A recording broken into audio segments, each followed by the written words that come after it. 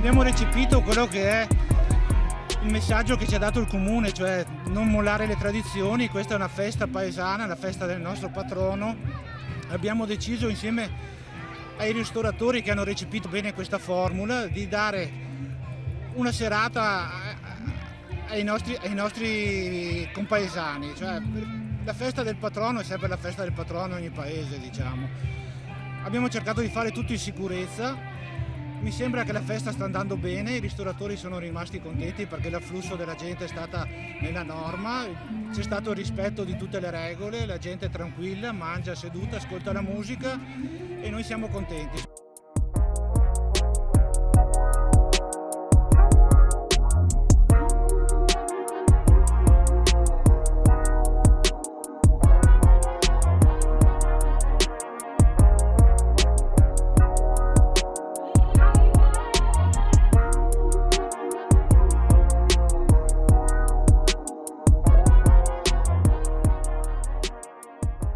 Questo è un bel simbolo di ripartenza, è un bel simbolo anche perché si può vedere che si possono fare comunque dei momenti di aggregazione per le nostre comunità in sicurezza, rispettando le regole, ed è bello rivedere le nostre comunità tornare in piazza, rivivere le nostre piazze dopo un periodo molto triste e molto duro.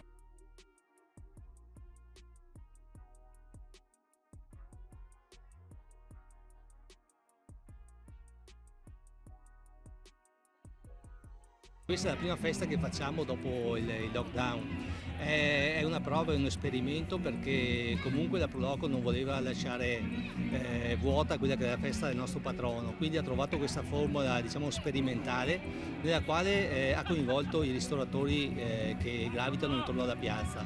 È una formula nuova, per noi almeno, che a quanto pare sta funzionando perché vediamo che la piazza comunque si è riempita, nel rispetto delle distanze, nel rispetto delle regole sanitarie sicuramente, però ha portato fuori la gente di casa. Gente che dopo la chiusura evidentemente sentiva anche il bisogno di socializzare, di fare comunità e quindi non vi è di meglio che la festa di un patrono per ridar vita a quella che è la vita della comunità di Refrontolo. Ecco, io ne approfitto per dare un grosso ringraziamento all'Eclissi, a De Faveri per aver contribuito in maniera sostanziale alla realizzazione di fuochi d'artificio, perché senza di loro sicuramente questa serata non si sarebbe potuta fare. Ne approfitto anche però per ringraziare i ristoratori che hanno accettato questa sfida, che si sono messi a disposizione della Proloco ma anche della comunità, e mi sento di dire sfida vinta.